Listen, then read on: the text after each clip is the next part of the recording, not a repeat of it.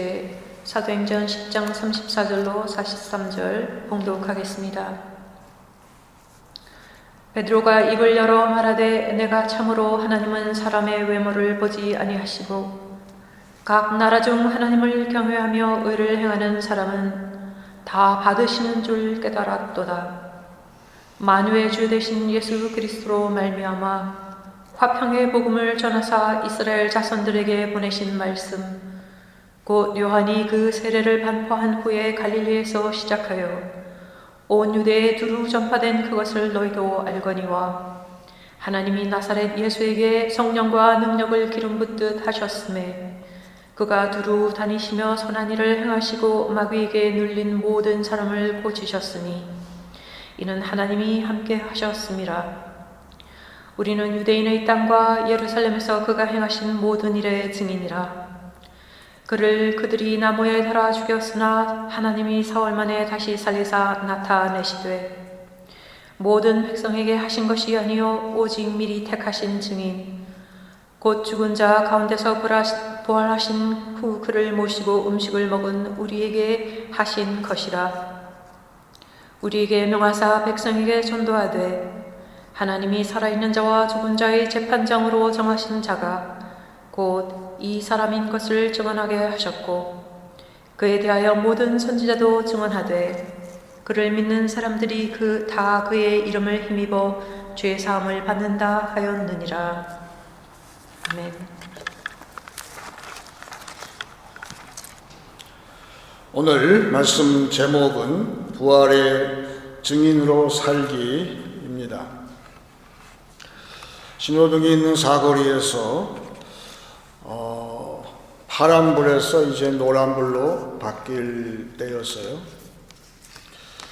그래서 두 차가 다가오고 있었는데 첫 번째 차가 여유 있게 신호등에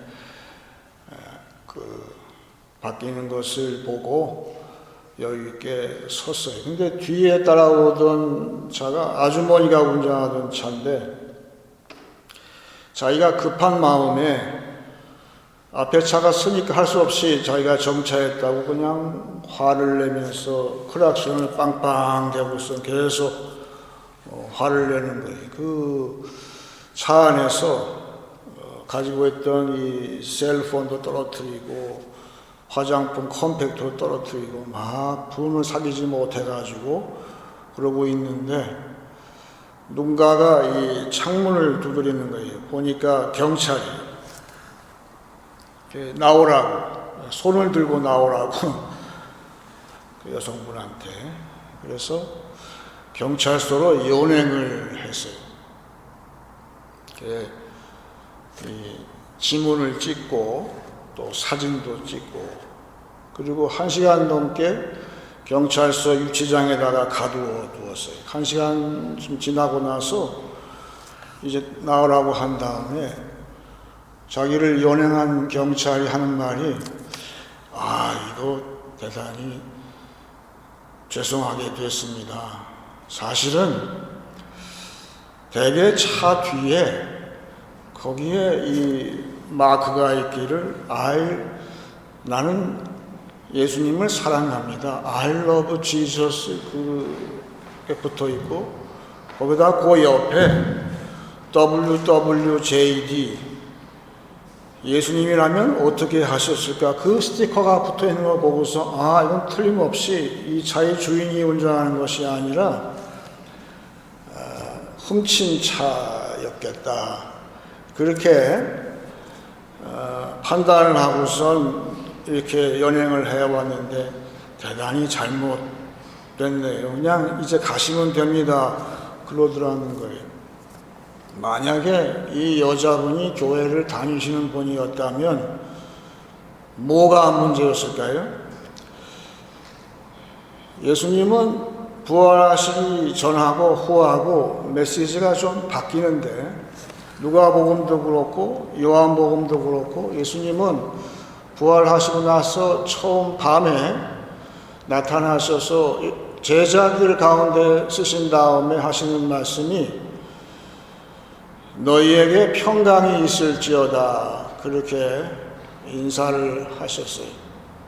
그러니까 그 전에도 각 제자들 안에는 평화가 있어요.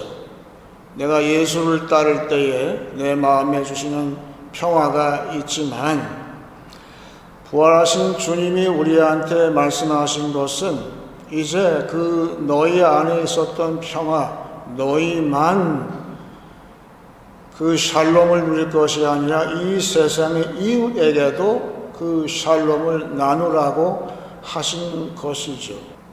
우리 부활의 증인으로 산다는 것은 무엇일까? 그것은 이제 내 마음속에 있던 평화만이 아니라 외부로 그 평화가, 샬롬이 전달되게 하는데 우리의 임무가 주어진 것이죠. 예수님이 나한테 주신 그 의에서 나오는 것이 평강이에요. 그런데 그게 끝이 아니에요. 평강이 내 안에만 있으면 좋지만 이제는 그렇지가 않아요. 이제는 상황이 바뀌었어요. 그래서 옛날에 엘리야라는 스승을 따라가던 엘리사가 있어요. 결국은 예수님을 따른다는 것은 절대 그냥 건성을 따라가는 것이 아니라 목숨을 걸고 따라가는 거죠. 그래서 열왕기하 2장 6절에 이렇게 나와 있는데 이것이 엘리사가 엘리야를 따를 때의 그런 모습이에요. 엘리야가 또 엘리사에게 이르되 청하건대 너는 여기 머물라 여호와께서 나를 요단으로 보내시느니라 하니 그런데 그가 이르되 여호와께서 살아계심과 당신의 영혼이 살아있음을 두고 맹세하노니 내가 당신을 떠나지 아니하겠나이다 하는지라 이에 두 사람이 가니라. 이게 지금 3번 나와요. 똑같은 말이. 그 이야기는 지금도 너 그만하고 그냥 네 볼일 봐. 그런데 제자가 된 사람은 절대 그 스승을 바짝 쫓아서 갔을 때에 엘리사의 소원이 이루어졌어요. 그 소원은 뭐냐 하면 갑절의 능력을 체험을 했어요. 그 능력은 바로 아까 얘기한 대로 내 안에 엘리사는 이제 더 이상 옛날의 농부가 아니에요. 내 뜻은 다 버리고 주님의 스승의 뜻대로 따라갔어요. 어디든지 따라가요. 그 결과 마지막에 이른 것은 스승의 죽음인데 그 죽음이 보통 죽음이 아니라 하나님께서 나의 사랑하는 스승을 데리고 올라가는 그 성령의 능력으로 올라가는 체험을 내가 눈으로 똑똑히 봤을 때 내 안에 없던 능력이 생겼고 그 능력은 바로 구약의 샬롬이라 할 수 있는 공평과 정의라고 이사야는 이야기를 했는데 우리 교회 천장이 높죠? 이 천장에서 수직으로 이렇게 내려오는 것이 저기서 이렇게 내려오는 것이 의예요. 하나님의 righteousness예요. 그것이 나한테 임했을 때 나한테 샬롬이 내 안에 있어요. 그런데 그것이 이 땅에 전달될 때에 그 샬롬이 흘러갈 때에 이 가로하고 세로 축이 있어요. 이쪽이 공평 저지먼트고 이쪽이 저스티스예요. 정의라는 거예요. 따라서 지금 이 세상이 얘기하는 그 집단 이성을 주장하는 그 정의는 진정한 정의가 아니 왜? 하나님의 의에서 출발한 것이 아니기 때문에 그런 것이죠. 그게 문제예요. 내 안에 이 피스가 있느냐 이게 피스가 그게 먼저 있어요. 근데 내 안에 있는 피스 좋아요. 근데 아까 그 아주머니처럼 내 안에는 평강이 있어요. 샬롬이 있어요. 그런데 왜 외부로 그 샬롬이 흘러가지를 못할까? 왜냐하면 거기에는 능력이 있어야 되기 때문에 그래요. 평강은 능력이 있어야 돼요. 그래서 요새 참 뉴스가 쏟아지고 있는데 SNS에서 보는 소식, 내가 늘 얘기하지만 최초의 인간이 아담은 그런 소식 안 듣고도 자기 일을 잘했다고 저는 믿어요. 그런데 소식은 많은데 아주 쇼킹한 이야기, 재미있는 이야기는 많아요. 그런데 과연 이 소식이 나한테 유익하고 참 좋은 소식인가? 결국은 복음을 얘기하는 거죠. 굿뉴스를 얘기하는 거예요. 과연 굿뉴스인가? 그거는 생각을 많이 해보게 되는데 오늘 주인공이라 할 수 있는 고넬료라는 로마의 그 오피서, 그 군인이죠. 이 사람은 겉으로 볼 때는 신앙생활이 멀쩡한 사람이에요. 우리처럼 교회에 출석을 하고 교회에서 봉사도 하고 다 좋아요. 그런데 이 사람이 어떤 문제가 있길래 하나님께서 다른 사람을 불러서 이 사람한테 전하게 했어요. 그게 누굽니까? 베드로예요. 사도 바울은 고린도전서 15장 부활장에서 예수님께서 부활하신 다음에 가장 먼저 보여주신 사람이 베드로라고 이야기를 했어요. 그러니까 베드로는 예수님 부활의 1차 증인이라 할 수가 있는 것인데 그 1차 증인, 부활의 1차 증인을 이 고넬료한테 보냈어요. 그 이유가 뭘까? 오늘 본문 말씀 제가 읽습니다. 35절 각 나라 중 하나님을 경외하며 의를 행하는 사람은 다 받으시는 줄 깨달았도다. 이 고넬료는 의를 아는 사람이에요.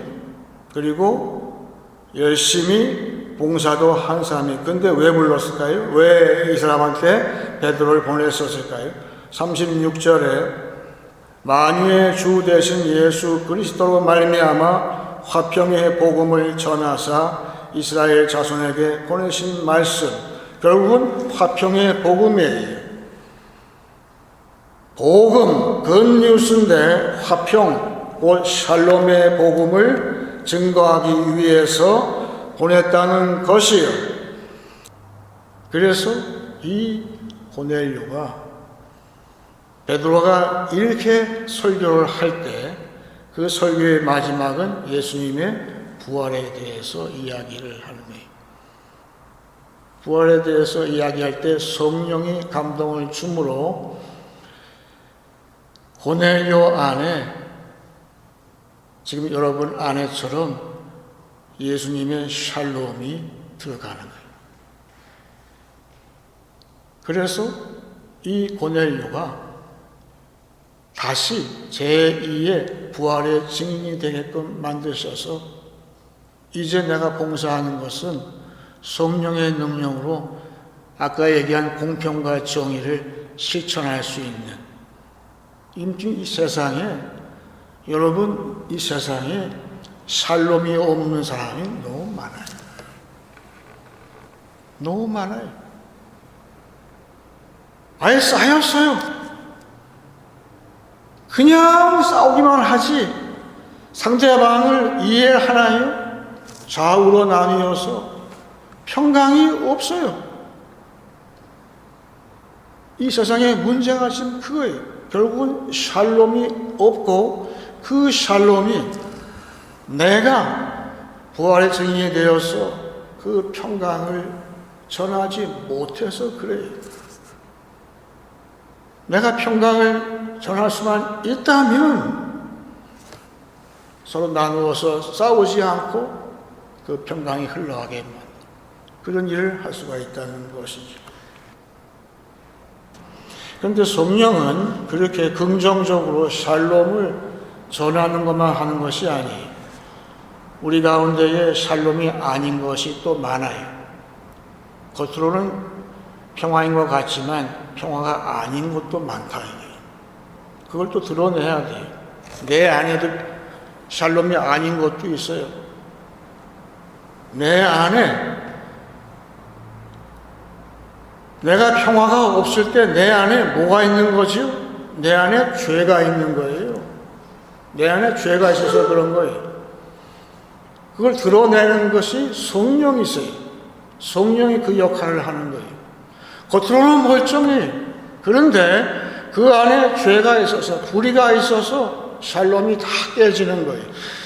그래서 같은 부활의 증인된 사도 바울이 가이사랴 감옥에 갇혔을 때에 그 당시에 총독인 벨릭스라는 사람이 바울을 몰래 불렀어요.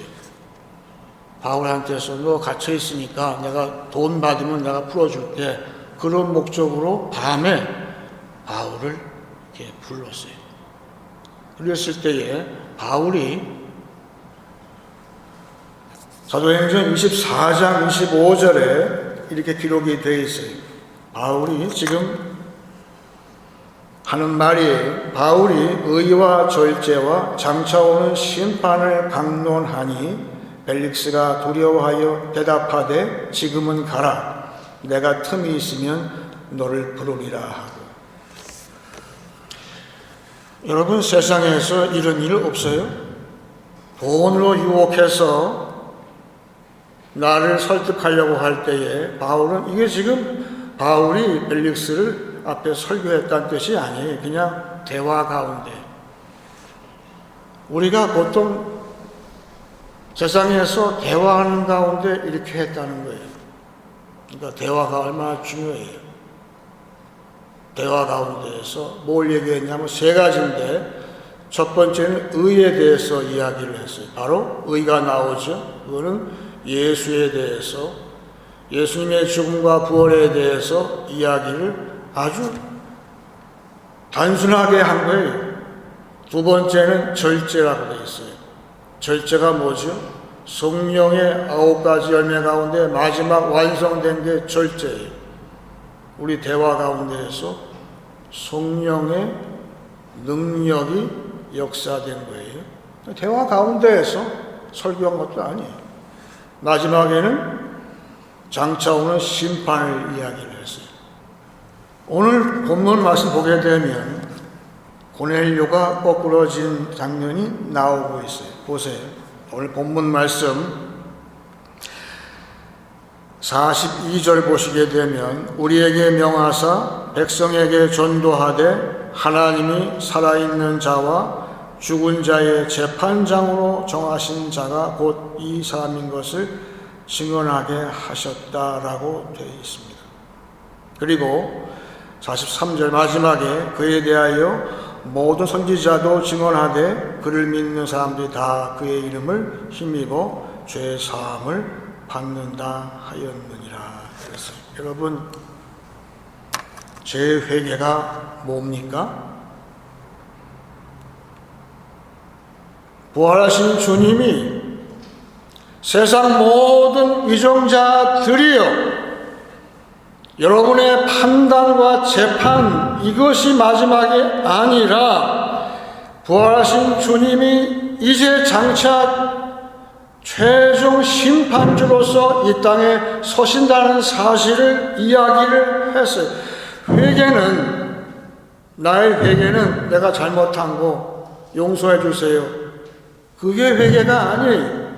회개는 성령이 마지막 심판, 하나님의 마지막 최후의 심판을 오늘 이 순간에 나한테 앞당겨서 증거하시는 것이 나의 회개예요. 그래서 고넬료는 회개를 한 거예요. 그 다음 11장에 보게 되면 모든 사도들과 제자들이 판단을 했어요. 고넬료 집안에 발생한 것은 회개였다는 거예요. 생명을 주는 회개였다고 이야기를 해요. 여러분, 회개해야 살아요. 어떻게 할 거예요? 회개해야 살아요. 아닐 것 같아요? 죄를 회개해야 돼요. 그러려면 성령이 함께 하셔서 성령이 보여주셔야 돼요. 지금 오늘 나의 마지막 최후의 심판대 앞에 내가 서 있고 그 심판의 심판장이 예수님이 서 계신 거예요. 고넬료가 처음에 베드로가 그 문으로 들어갈 때 절하려고 그랬어요. 베드로가 말렸어요. 아, 절하지 말라. 나도 너와 똑같은 사람이라고 얘기했어요. 근데 지금 이 순간은 고넬료가 살아계신 주님 앞에 서 있는 거예요. 심판주 앞에 서 있는 거예요. 재판장 앞에 서 있는 거예요. 여러분도 나는 고넬료와 같이 되기를 바라요. 먼저 지금 회개해야 돼요. 더 늦으면 기회가 없어요. 감사하게도 고넬료는 그 회개를 했을 때에 생명을 얻고 또한 제2의 증인이 되어서 쓰임받은 이야기가 오늘 이야기인 것이죠. 요새 미국 트럼프 대통령하고 이스라엘 총리하고 또 이란하고 전쟁 중에 있어요. 참 전쟁이 빨리 끝나야 할 텐데 오래전에 클린턴 행정부 때였을 거예요. 그때도 팔레스타인하고 이스라엘하고 갈등이 있어서 미국이 중재를 했어요. 그래서 회담을 해서 평화조약을 체결을 한 적이 있어요. 그래서 사진이 나오죠. 박수하고 다. 근데 중동 문제에 노련했던 그 어떤 기자가 보니까 하나가 빠졌다 이게. 그것은 그 사인한 다음에 이 세 사람이 같이 식사를 하지 않더라는 것이죠. 아, 저건 문제가 생기겠다. 아니나 달라요. 그 다음에 그 평화조약의 그 모든 종이는 다 무효가 돼버렸죠. 이번에도 다시 이제 미국에서 중재함으로 해서 이제는 협상한다는 말도 들리는데 어떻게 될지 한번 과연 식사를 하는지 그거를 우리가 주목해 볼 필요가 있을 것 같아요. 그런데 교회는 그 식사가 두 종류가 있어요. 하나는 아주 제한된 사람만 참석하는 식사가 있어요. 그거를 홀리 커뮤니언, 성찬이라고 그러죠. 그것은 세례받은 사람, 예수님의 의를 체험한 사람, 내 안에 평강이 있는 사람만 참여하게 되어 있어요. 그러니까 아주 익스클루시브한 거지요. 배타적이 아무나 참석하지 못해요. 하지만 그 성찬 말고 매주 우리가 먹는 식사가 있어요. 그것은 애찬이라고 부르는데 그 식사는 양이 풍성해요. 뭐 곰탕도 나오고 육개장도 나오고 떡국도 나오고 피자도 나오고 다 나오는 거예요. 양이 많아요. 이 순서가 중요한 거예요. 먼저는 예수님의 의를 내가 체험하는 것이 중요한 것이죠. 그래서 이 성찬이 있는데 이 성찬은 굉장히 예수님하고 나하고 1대1로 상관하는 예수님의 그 샬롬을 내가 받는 의식이에요. 하지만 그 성찬 말고 이 풍성한 애찬은 무엇인가? 그것은 오늘도 말씀을 받고 그 말씀이 나한테 성찬처럼 돼가지고 내가 하나님의 의를 확인을 하는 거예요. 내가 마음대로 살았는데 이제는 그렇게 살지 아니하고 오직 하나님의 뜻대로 살겠습니다. 그런 선언을 하고 결심을 하고 그 의와 동시에 내가 하나님의 샬롬이 내 안에 다시 한번 확인이 되는데 그 다음에 오는 이 애찬 이 식사는 뭐냐 하면 아무나 올 수 있는 거예요. 교회 오래 다닌 사람도 오고 올 수 있고 당연히 오죠. 교회 오늘 처음 나온 사람도 올 수 있어요. 그리고 세례 받고서 그런 사람 당연히 올 수 있죠. 그러니까 오늘 이 고넬료는 그 다음 읽어보게 되면 하나님의 의의를 체험하고 샬롬을 체험하고 그 샬롬이 외부로 흘러가는 성령의 그 증인이 되었을 때에 이 성찬을 받았다고 되어 있어요. 그리고 성찬과 함께 다음에 풍성한 식사를 같이 받은 걸로 되어 있기 때문에 그 다음에 이 모임에 없었던 다른 유대인들 그 교인들이 베드로 일행을 비난을 했다는 거예요. 왜 너희는 이방인하고 왜 교제를 했느냐 그 얘기예요. 근데 베드로가 이야기를 하는 것이죠. 여러분은 예배 후에 어디로 갑니까? 틀림없이 교제하러 갈 거예요. 그런데 중요한 것은 성찬을 마치고 그리고 애찬도 마치고 그 애찬을 먹고 내가 힘을 얻어서 내가 세상으로 나가요. 그러면 과연 내 안에 능력이 역사해서 이 샬롬을 전할 수가 있는 거예요. 또 전해야 돼요. 여러분 다시 한번 얘기하는데 이 평강은 능력이 필요해요. 능력이 없으면 이 평강을 전할 수가 없어요. 이 세상 문제가 딱 그 모양 거기에 있는 거예요. 간단한 문제가 아니에요. 내가 오늘 방문하는 이 가정에 필요한 것은 샬롬인데 이 샬롬에 그걸 내가 전하러 가는데 나한테 능력이 없으면 세상 이야기 할 수밖에 없는 거예요. 세상 이야기로 그냥 끝나버리는 거예요. 그러면 내 사명은 감당할 수 없고 맨 처음 얘기했던 그 아주머니 운전수가 아무리 문제가 있을지라도 다시금 이 부활의 증인이 되었을 때에 이 샬롬을 전할 수만 있다면 제가 이름을 하나 정했어요. 오늘 주인공은 고넬료인데 이탈리아 말로 그러면 코르넬리아가 될 거예요. 여자니까 부활의 증인으로 이 샬롬을 흘러가게 하는 그런 주인공이 될 수가 있는 것이고 우리도 그렇게 되는 것이죠. 이제 말씀을 정리하겠습니다. 부활의 증인에게는 내 안과 밖에 샬롬이 있습니다. 평강을 증거하려면 능력이 필요합니다. 부활 소식은 최고의 복음입니다. 성령의 도우심으로 부활의 주님이 세상의 심판주이심을 드러내야 합니다. 샬롬의 식탁을 받았으니 이제 부활의 증인으로 한 주간 사시길 축원합니다.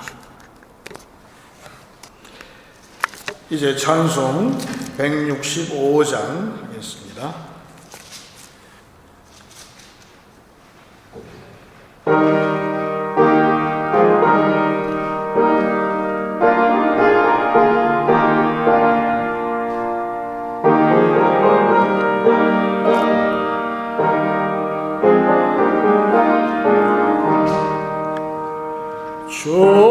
주님께 영광 다시 사신 주 사망 권세 모두 이기시렸네.